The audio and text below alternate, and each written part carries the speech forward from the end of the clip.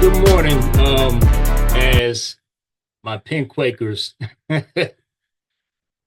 went down in flames, got burned to the ashes by, I believe it was 35 points. They got beat to a pulp by the final alumni of Illinois. Congrats to them as they beat the Penn Quakers 105 to 70.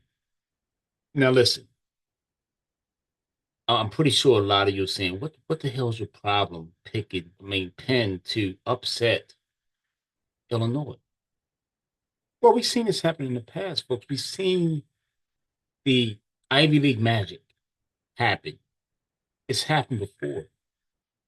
We've seen it pulled off by the likes of, we've seen Harvard do it. More recently, we've seen Princeton, I think it was 2016, they did it. We've seen some dramatic upsets in the Ivy League. I know the win rate is 10 to 15%, but in Penn's case, it hasn't happened since what 20, I think it's 1994. They have not won a first round NCAA tournament. And for some reason, I just thought this year was a year. I just felt the vibe, man. Sometimes your gut tells you a lot. And my gut was saying, hey, this is the year Penn is going to do something dramatic. And I went along with it. I just said, okay, I went along with it. I went along with my gut.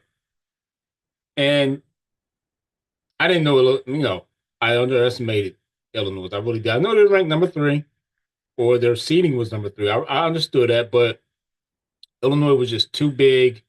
They were too fast, and they were too much for the Penn Quakers, who were just overmatched the entire game. They kept it close for a little bit, but you could just see that Illinois team was just such a better team, better shooters from the perimeter. And Penn just couldn't shoot. They couldn't shoot either. I don't know what the hell, maybe it was fool's gold what I saw when they played Drexel, but they were shooting the lights out. That's what I saw against Drexel when I was down there earlier this year. Okay, and they were also shooting lights out against Yale. So I thought, maybe just maybe, the Penn Quakers can pull something off and maybe shock the world. Man, was I wrong? I was very wrong. And look, this is not the first time I'm going to be wrong. I'm going to make some wrong predictions. This happens. This is part, of when you do something like, talking sports and things of that nature. We're going to get things wrong. And I have no problem with that. I also got Hawaii wrong. Hawaii got blown out the water. I thought Hawaii was going to give Arkansas a run. For Arkansas, they did their thing yesterday. They beat the hell out of Hawaii. Some other first round notes I took, North Carolina. How bad was that? North Carolina, that VCU come back from the 19-point deficit. Hubert Davis, he's got to be Hubert Davis. This could be it for him. I don't see how you can let him return. I mean, this is the 3 out of 5 years he's been put out in the first round. 3 out of 5 years. Like, this is bad. This is not North Carolina basketball. They have to move on from Hubert Davis. And all due respect, you want to see the brothers succeed. You want to see, Hubert. He is a former North Carolina Tar Heel. You know his history. He was under Dean Smith. He was, of course, under Roy Williams. He was an assistant, well-respected assistant. And you want to see him do well. But this is not the North Carolina brand being out in the first round. This is not the North Carolina brand. You have to move on. You can't just, 3 out of 5 years is unacceptable. Okay, being out in the first round, unacceptable. You have. It's time to go. So that's my take there. What else happened yesterday? Siena gave Duke a nice little run. Um, that's my buddy's team, of course. Siena. That's another reason why I rooted for Penn, by the way. Let me get that out of the way. Now, my buddy's team, Siena, that's his alma mater, Siena. So Fran McCaffrey used to coach the Siena Saints. And I believe it's 2009, 2010. We should all go down there. We work together, at Citizens Bank. We go down there and we watch Siena, and they used to pull off these big wins. And Fran McCaffrey was a coach, and his father was the assistant coach. So that was one reason. Another reason why I was pulling for the Pink Quakers was because of Fran McCaffrey. And I just felt a vibe. I just thought maybe he could pull off this miracle with the Pink Quakers, just like he did with that Siena team. And of course, he's got a couple wins with Iowa also. So with that being said, it just didn't go as planned. Okay, so maybe next year, maybe just maybe next year, a Penn could get a first round playoff. I mean, playoff tournament win berth. So we'll see if that happens next year. Okay, and getting back to Siena, they played Duke well. They played Duke well. I just think the coach, you just can't. I don't know how you expect to play your starting five the entire game and expect to win against powerful Duke. I mean, they just ran out of gas. You could clearly see that starting lineup was running out of gas. Dota could only do so much, or Dottie, the scorer for Siena. He can only do so much to keep that team in the game. And in the end, the better team won that game. And that's just my take. That's just my take from yesterday's NCAA tournament. So there's a lot of games going on today. We'll see what Villanova does. Um, I think I do got Villanova winning. I have them beating Utah State. I just hate the fact that Villanova's they have to travel out west to take on Utah State. I don't like how they have to travel out there to take on Utah State. I think it's out in San Diego. It might be in California. It's somewhere in California, I believe. But they own a West bracket, so Villanova's got to travel far. And I don't like that West Coast slide, but I think they can pull it out. But I just think the next round against Arizona, I think that's where Villanova crashes and burns. That's it. That's all she wrote for Villanova. I just don't see Kevin Willard pulling anything off. This guy, he's a good coach, but he's in the same predicament as he was in Maryland. If you remember, Maryland had a great run with Gary Williams, who took him way to the top, got him a national championship. Willard brought some stability to Maryland, but he was just a good coach. He's just a good coach. He'll keep you relevant, but at the end of the day, you're only going to go as far as maybe the first or the Sweet 16, first round, second round of Sweet 16. That's it. That's all you're going to get from him. And I think this is the situation that Willard is in.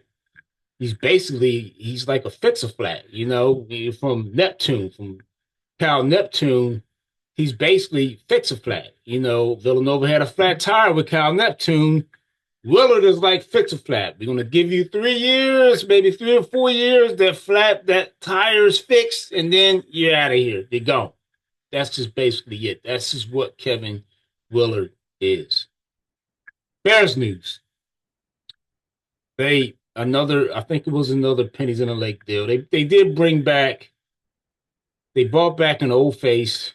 And while a lot of people like the sign and are kind of like goo goo gaga over Jack Sanborn, I'm really not.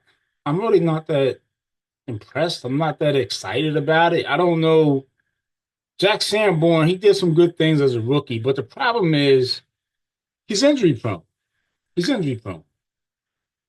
Look at his injury history, man. 2022, he sustained a season-ending injury, ankle injury, okay, in Week 15 against the Eagles. 2023, ankle sprain. 2025, he suffered it looks like what looks like a concussion, and causing him to miss, I guess, Week 6, and then in Week 7, the same season, he suffered a concussion in Week 7, followed by a significant groin injury that put him out the season for the entire year. This does nothing for me. See, this is a pennies in the lake transaction. You're praying and hoping that he stays healthy. his track record tells you otherwise that he's not going to stay healthy. He's an injury waiting to happen. So Ryan Poles continues to make these pennies in the late deals. I think the Bears have. I think they regressed.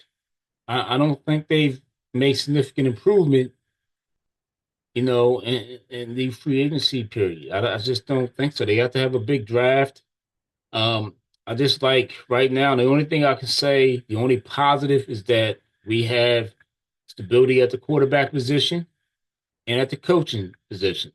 And I think that's the two most important factors that you need in a professional football team is you got to hope and pray that the quarterback continues to improve. And I think we already know that the coach is going to be more improved for year two. So I think we're good there. But overall, I just think the team has had a setback with some key losses at players at key positions like Kevin Byard, Jaquan Brisker. We still don't know what's going to happen at the cornerback position, Nashawn Wright. But we do have to remember that, yes, Terrell Smith is back. He's going to be back. He suffered. We lost him last preseason in a preseason game. But Terrell Smith's going to be back. But can he manage to play an entire season? I think he's been kind of injury prone himself. So we don't know if he's going to be able to sustain a whole season healthy. Okay. So, there's some question marks that linger with this team. So we'll see what happens in that regard. Now, we're going to take a detour.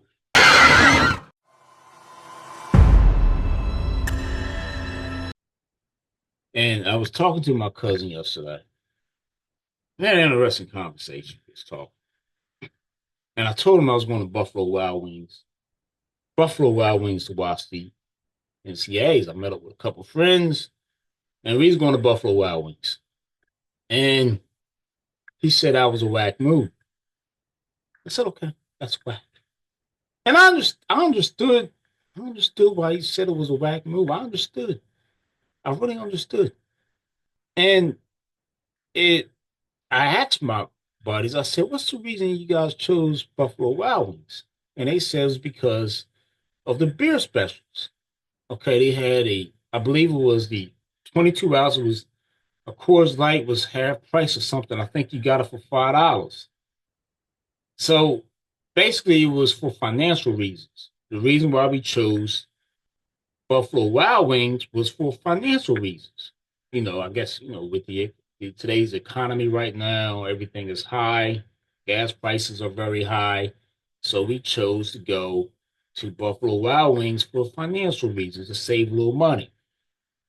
Now, he suggested you guys should have went to Hooters. I like Hooters. I think we all like Hooters. And, Hooters, first of all, when you talk about Hooters, first thing you think of, you're probably likely from a single man's perspective, you're going to get an attractive waitress. Okay. You're going to get an attractive waitress that's going to bring you some items and, and yeah, I mean, it's that's what Hooters brings to the table. Hooters brings more eye candy for the single man. Okay. So, in your opinion, was that a bad move? Was it a bad move to go like when you watch the games with your friends or anything like that? Do you go on a basis of for financial reasons, or do you go where you'll find a place where you have expectations to see more eye candy? And that's just, I mean, what's your take there? Or is there any take to that? Or is there any, some people even may go to a strip club to watch the games for that reason. So I just wanted to, maybe you can drop something under the comment section. What do you think? Was that a bad move to go to Buffalo Wild Wings? I don't know. I'm just saying. You know, personally, it doesn't really matter to me. I just go where everybody want to go. Let's just go, eat, have a good time, and go from there. Well, that's my show for today. I'm Rob Manley. I'm out. Have a great weekend. Later.